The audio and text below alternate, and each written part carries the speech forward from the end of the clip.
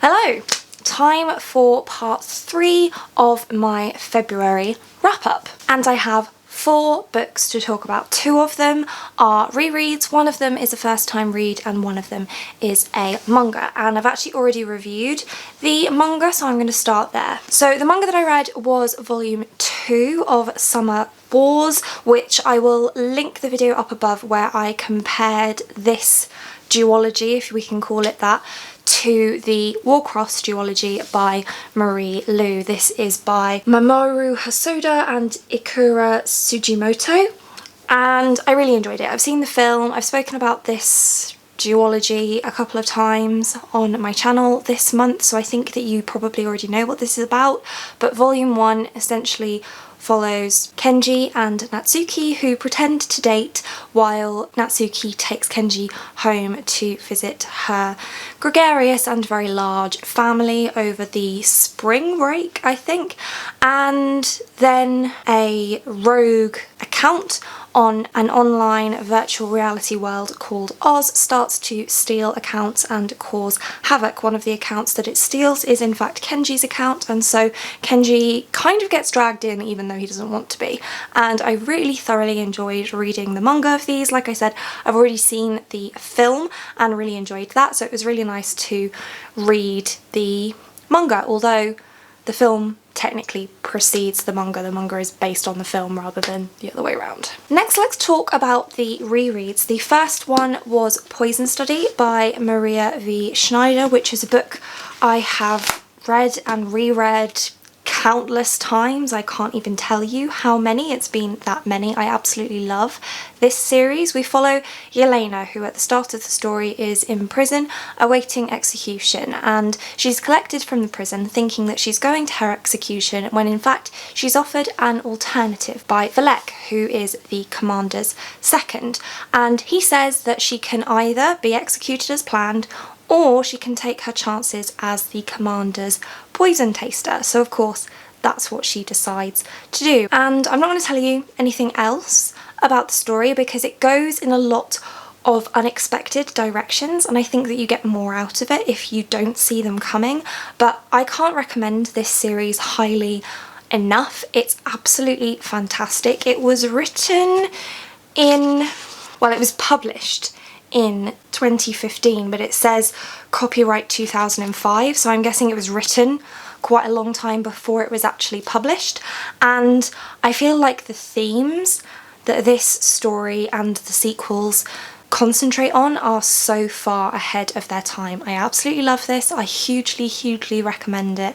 If it sounds even mildly interesting to you, then I urge you to pick it up. My other reread was Illuminae by J. Kristoff and Amy Kaufman. I only read this for the first time last year, and it's told in a multimedia sort of format, so there are reports and instant messages and emails and transcripts of conversations and all that kind of thing. So it's a very different format, and I actually listened to the audiobook. This time I read it physically the first time, which I really enjoyed, and the audiobook is full cast and also very good. So I do recommend both forms of reading this story.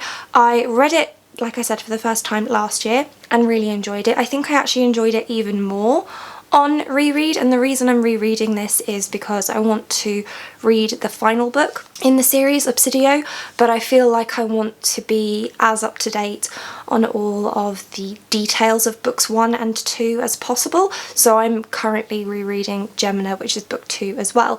This follows Katie and Ezra as they flee from their planet, Carenza, which is an illegal mining planet, but it's attacked by a company called Biotech, and it's a terrorist attack and they are fleeing for their lives, but things are going wrong on board the ships that they are fleeing on, and they're being chased by the terrorists from Biotech. And there's a little bit of romance in here as well. I really enjoyed it the first time, and on reread, and I'm looking forward to continuing my reread of Geminae and then reading Obsidio for the first time. And then finally, the last book I'm going to talk about in this video is Shadows of Self by Brandon Sanderson, which is book 2 in the second era of Mistborn, although technically it's book 1 in the second trilogy of Mistborn, with Alloy of Law being a bridge book, but let's not get overly complicated. This follows predominantly Waxilium Ladrian,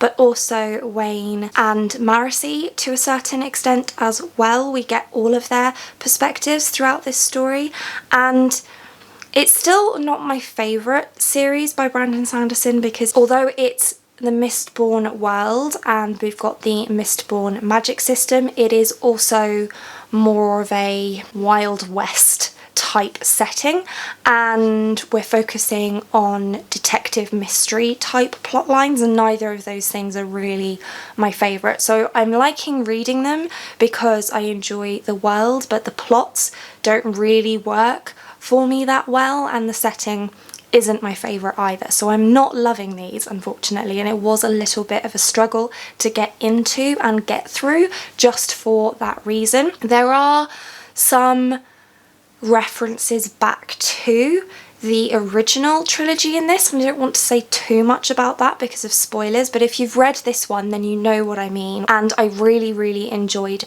those. But I'm still going to continue on with the series. Bands of Mourning is already on my shelf, and I plan to pick that up very soon, because I do still plan to continue with series as quickly as possible. This year it is one of my goals, but it's not my favourite series by Sanderson, which is a shame, but you can't win them all.